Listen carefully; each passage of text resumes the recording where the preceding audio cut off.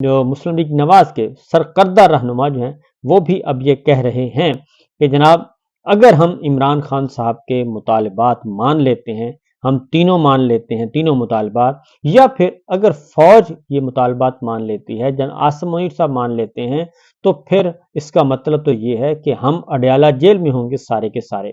رانا ثناء اللہ صاحب نے یہ بات تسلیم کر لی ہے ایک پروگرام میں کہ جناب تین مطالبات ہیں، مینڈیٹ چوری، اگر ہم مینڈیٹ چوری جو ہوئی ہے وہ اگر ہم واپس کر دیتے ہیں تو اس کے بعد کیا ہوگا؟ اس کے بعد یہ ہوگا کہ پاکستان تحریک انصاف اقتدار میں آ جائے گی اور اسی اسمبلی میں آ جائے گی۔ نمبر دوسرا مطالبہ وہ کہتے ہیں کہ 26ویں آئینی ترمیم کا خاتمہ، اور اگر وہ ترمیم ختم ہو گئی تو ہم نے جو اس نظام کو، جعلی نظام کو بچانے کے لیے سب کچھ کیا ہے وہ ہاتھ سے نکل جائے گا۔ پھر تیسرا وہ کہتے ہیں کہ جو مقدمات ہیں جھوٹے درج کیے گئے ہیں ان مقدمات کو ختم کیا جائے۔ تو عمران ثناء اللہ صاحب کہتے ہیں کہ اگر ہم یہ سارے مقدمات ختم کر دیتے ہیں اور عمران خان صاحب کو رہا کر دیتے ہیں، پی ٹی آئی کے رہنماؤں کو رہا کر دیتے ہیں اور وہ اقتدار میں آ جاتے ہیں، تو اس کا مطلب ہے کہ ہم سب پھر ان کی جگہ پہ اڈیالہ جیل ہوں گے، تو یہ تو ہم نہیں ہونے دیں گے۔ تو وہ بھی اس بات کی کر ہی رہے تھے اس خدشے کا اظہار کہ عمران خان صاحب کی ضمانت پر رہائی کا حکم آ گیا۔ اب جو ہے ان کے پاس آپشنز جو ہیں وہ بہت کم ہیں۔ ذرا تھوڑا سا آپ کے پاس خبریں میں آپ کے ساتھ شیئر کر لیتا ہوں۔ ایک تو یہ کہ جو عمران خان صاحب کے خلاف مقدمات درج ہوئے ہیں، آپ اس سے اندازہ لگا لیں گے کہ کیا ہو رہا ہے، اور ابھی بھی یہ باز نہیں آ رہے۔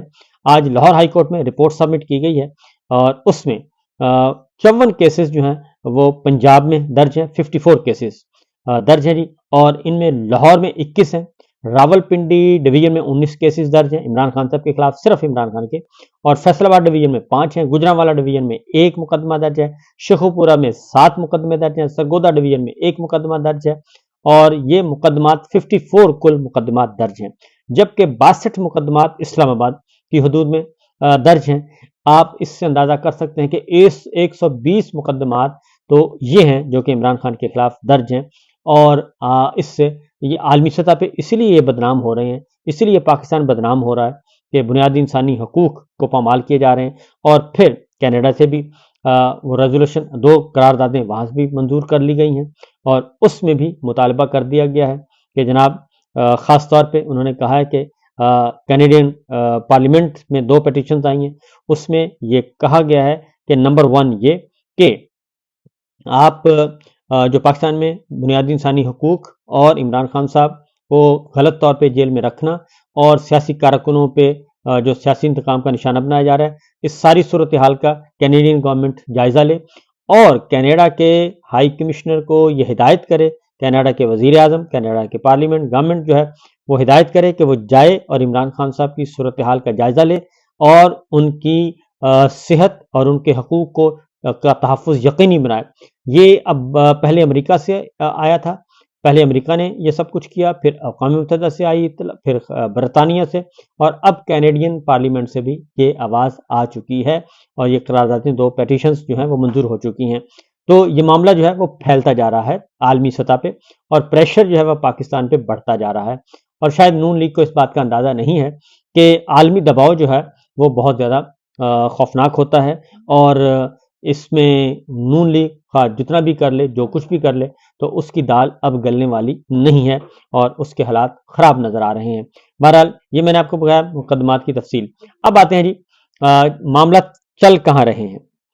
کہیں نہ کہیں بات چیت چل رہی ہے، اور ظاہر ہے بات چیت کس کے ساتھ چل رہی ہے؟ اسٹیبلشمنٹ کے ساتھ چل رہی ہے، اور عمران خان صاحب پاکستان تحریک انصاف کی، اور اس میں علی امین گنڈاپور صاحب جو ہیں وہ کل بھی ان کی ملاقات ہوئی 2 گھنٹے کی، اور آج بھی ان کی ملاقات ہوئی 2 گھنٹے کی، اور بیرسٹر جو ہیں گوہر ان کے ساتھ تھے، اور دونوں رہنماؤں کی ملاقات ہوئی۔ پھر اس کے ساتھ ہی جو کل پرسوں یعنی کہ کل ملاقات ہوئی تو اس میں بیرسٹر گوہر اور علی امین گنڈاپور، تو علی امین گنڈاپور واپس اسلام آباد سے خیبر پختونخوا نہیں گئے، اور وہ رات خیبر پختونخوا ہاؤس میں ہی تھے، اور وہاں پہ پھر بیرسٹر گوہر رات 2 بجے تک وہاں پہ نظر آئے، دیکھے گئے، اور اس کے بعد پھر آج جو ہے اڈیالہ جیل میں پھر ملاقات ہوئی، اور یہ ملاقات بھی اگین 2 گھنٹے سے زیادہ کی تھی، اور دونوں رہنما تھے علی امین گنڈاپور اور بیرسٹر گوہر۔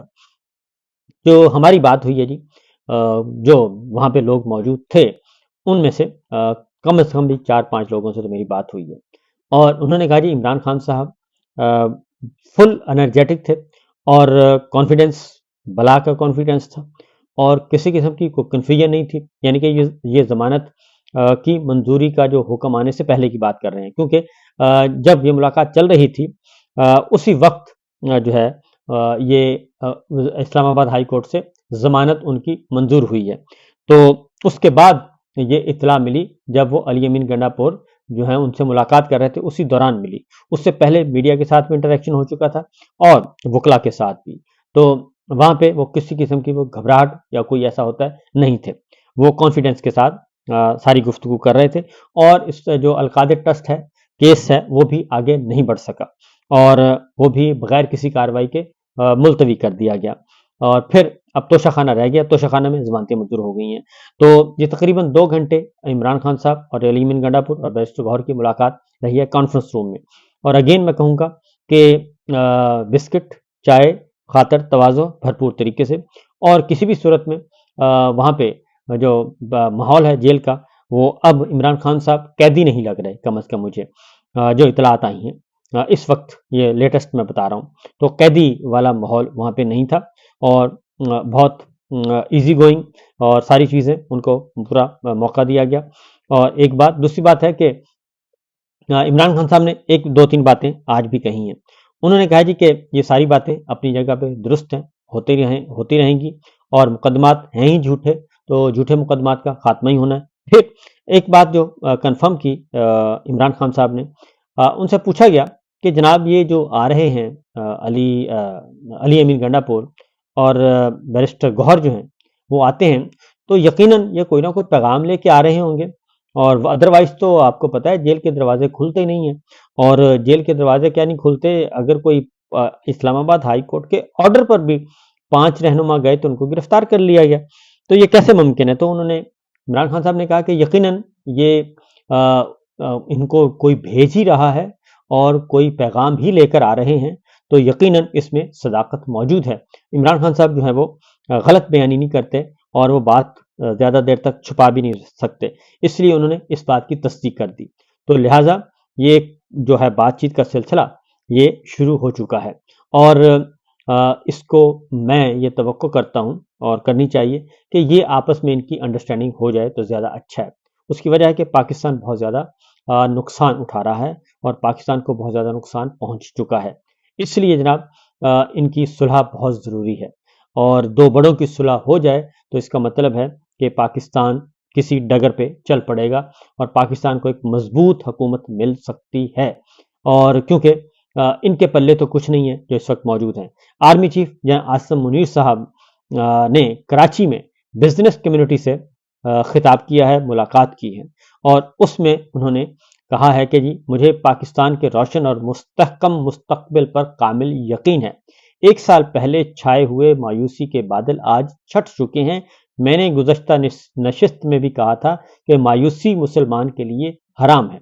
आज पाकिस्तान की मईशत के तमाम आशारिये मस्बत हैं, अगले बरस तक इंशाअल्लाह मज़ीद बेहतर होंगे।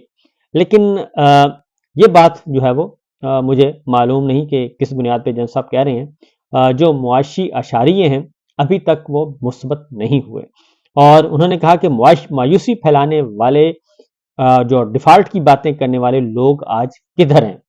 क्या इनको जवाबदेह नहीं ठहराना चाहिए? कोई चीज़ बशमूल सियासत मुल्क से मुकद्दम नहीं है। ये बात दुरुस्त है लेकिन इंसाफ के साथ हम सबको ज़ाती मफाद पर पाकिस्तान को तरजीह देनी चाहिए। अल्लाह करे ऐसा हो।